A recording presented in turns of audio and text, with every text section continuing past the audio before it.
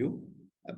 It's good to remember my days in school and also to remember also things that I had almost forgotten, like the fact that Dr. Karan Singh was the only other person from Kashmir House to have won the chess cup 2 years in a row.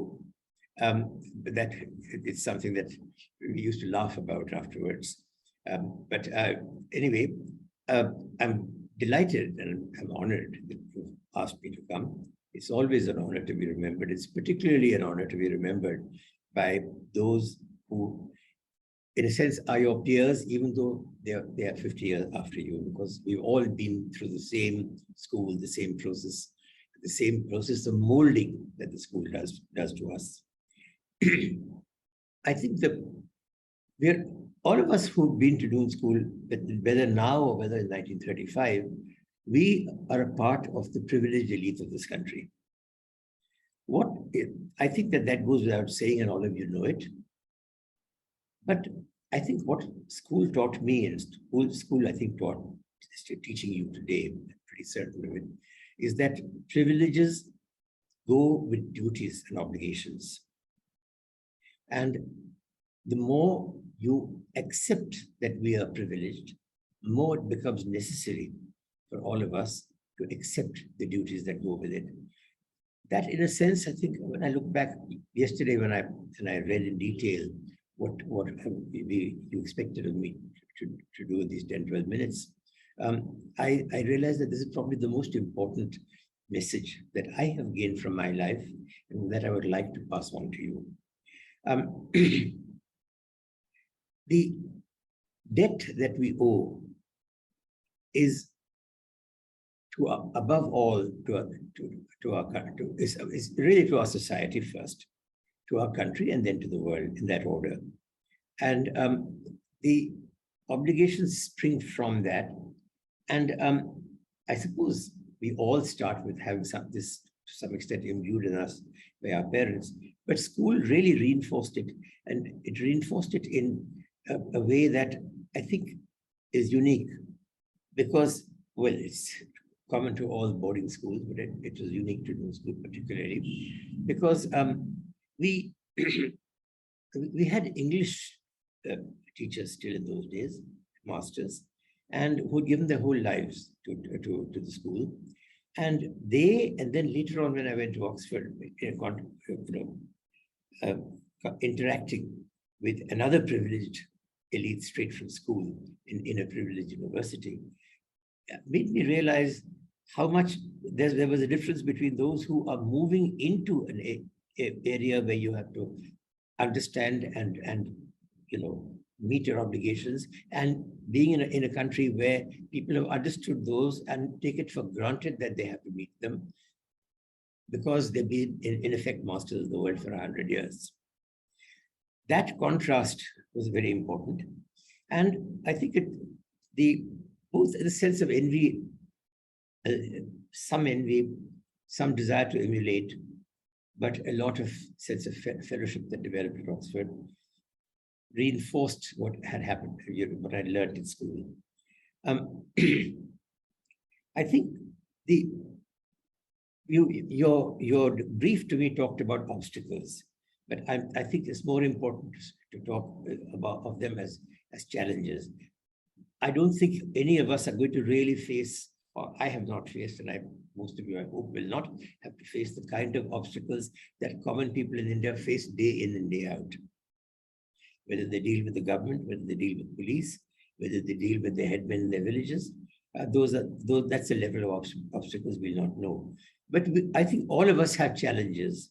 And in my case, I can basically say that the challenges that I've faced have been moral rather than physical. I've not been without a job. I've not had to worry about my next meal, but I have constantly had to deal with moral issues where I had to decide what my priorities were. My earliest challenge actually was just getting over the trauma of partition. I was 9 when it happened. I was in Delhi. I was fully aware. I could hear sometimes the firing. I saw the buildings in flames from our garden, and heard, of course, the general drift of conversation in which today Muslims were evil, Muslims are to blame, and partition was their fault, you're being robbed of something. All these ideas, in a sense, go into you when you're young, when you're 8 or 9. And I spent most of my life working my way through and out of them, and realizing how completely wrong they were, and how, in fact, the Muslims who went to Pakistan today feel exactly the same sense of loss in partition that I feel about partition today. So my first problem really was, how do I get over these inbred prejudices against Muslims in particular? And the greatest thing that happened was DSMUN, because we lived together. We were entirely oblivious of each other's backgrounds. Religion didn't matter. Wealth didn't matter. Whether you're a Maharaja's son, or whether you're a civil servant's son, or whether you're a tradesman's son, or a budding industrialist son, it didn't make any difference.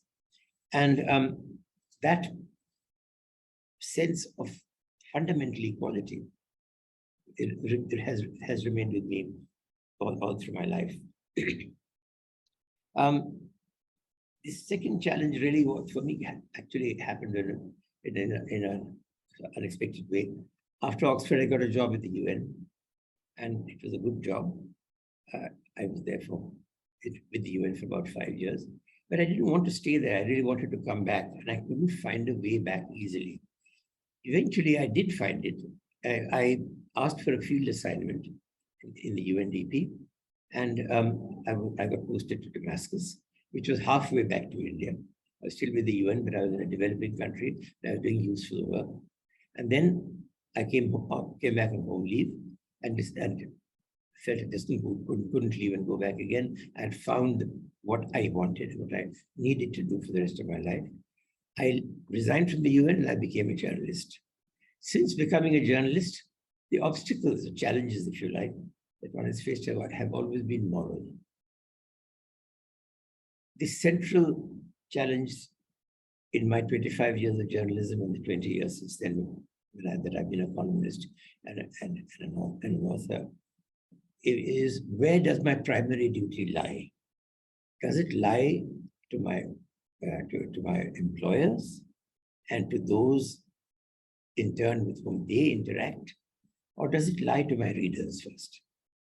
Quite early on, I came to the conclusion, because of the kind of wonderful editors I had, that it lay entirely, my primary duty lay to my people, to the people who read our paper. And if that was not there, then there was no purpose in being a journalist. And this got challenged several times in the rest of my life. The two occasions that I can remember were once in the Times of India, when I was de facto economic editor of the Times of India for the last 5 years I was there. And there were a number of challenges that came up, but they had to do increasingly with government policies. And as the governments became more insecure, they began to put more and more pressure upon the media. And at that time, it was mainly just the printed media, to take a position in favor of the government. And this was not always possible. One had to decide where one stood. And in the Times of India, when there was a very important kind of in a sense, conflict between the editor and the owners, I sided with the editors, and I decided to resign and leave the paper. I faced the same conflict in the very next paper I went to, which was the Hindustan Times. And it became worse, because by the time I got there, the pressures on newspapers were political. The day I joined the Hindustan Times was also the first day of absolute brutal violence in the Khalistan movement. It was the day when bus passengers were pulled out from a bus, and the Hindus and Muslims were separated, and the Hindus were machine gunned. What followed after that brought this conflict out into strong relief. I believed, that the paper therefore believed, that the government had to work with the Akalis. So the Akalis controlled, whether you liked it or not, 80 to 90% of the Sikh vote. The Khalistanis were a lunatic fringe. I didn't realize then that there were games being played to trigger a break in the Akalis by actually encouraging the lunatic fringe among them and outside them. And this eventually was the first of several conflicts. They lasted I lasted there only 6 months. And it was a very bad time. It was at the end of 1986, and then the first half of 1987. If you remember, these were the days when you had the Beaufort scandal, then the Fairfax, the VP Singh's setting a foreign company to find out which Indians had hidden money accounts abroad. All these things came up. The beginnings of the Kashmir insurgency took place at the same time, and the conflicts between what the government wanted you to say and what I felt like I had to say to the people became more and more stronger and stronger. Eventually, I was left with no option but to resign. I don't regret it, but that was the kind of obstacle one faced. I think that such moral challenges take place in every area. They take place, of course, in industry all the time. And you know that there are great industrialists who are also extremely moral people. There are also others who have not been so. Many of you will become industrialists. Many of you are already from industrial families. I hope you will remember that in the end, the right thing to do is the better thing to do. I think that I've come to, one can go on about the challenges one faces in journalism and in the relationship between the media and political power. But there is no need. I think I've said as much as I want to. I want to finally end by talking to you briefly about two issues that you're going to be discussing in the panels. One of them is the question of the killing of Kashmiri Pandits in 1990. And it was almost entirely in 1990, and the Kashmiri Pandits were driven out. The ones who were killed were not those who refused to go. In fact, a handful of people were selected and killed because they were very important, holding very important positions. The Kashmiri Pandits holding very important positions in an elected government headed by Sheikh Abdullah, among other things. And the targets were chosen by the ISI in Pakistan. And they were, one of the things that some of the militant organizations did was to, in fact, say, to listen to them and to do what they asked them to do. A handful of Kashmiri Hindus were killed like that. The rest were forced to run because the insecurity became too much.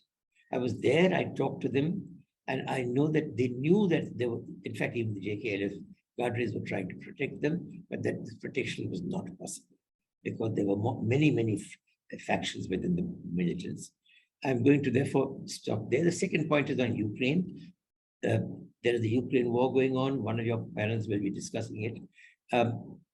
Remember, starting a war is always wrong. There are always better ways of dealing with a situation. But in this particular case, you must also remember that this war was forced upon Russia by NATO, but particularly within NATO by the US. So that the blame should be, when you discuss this, should be placed equally on both sides. Thank you very much. Respected headmaster, faculty advisors, all of you, thank you for inviting me, for listening to me. I hope I've not overstayed my time. Thank you.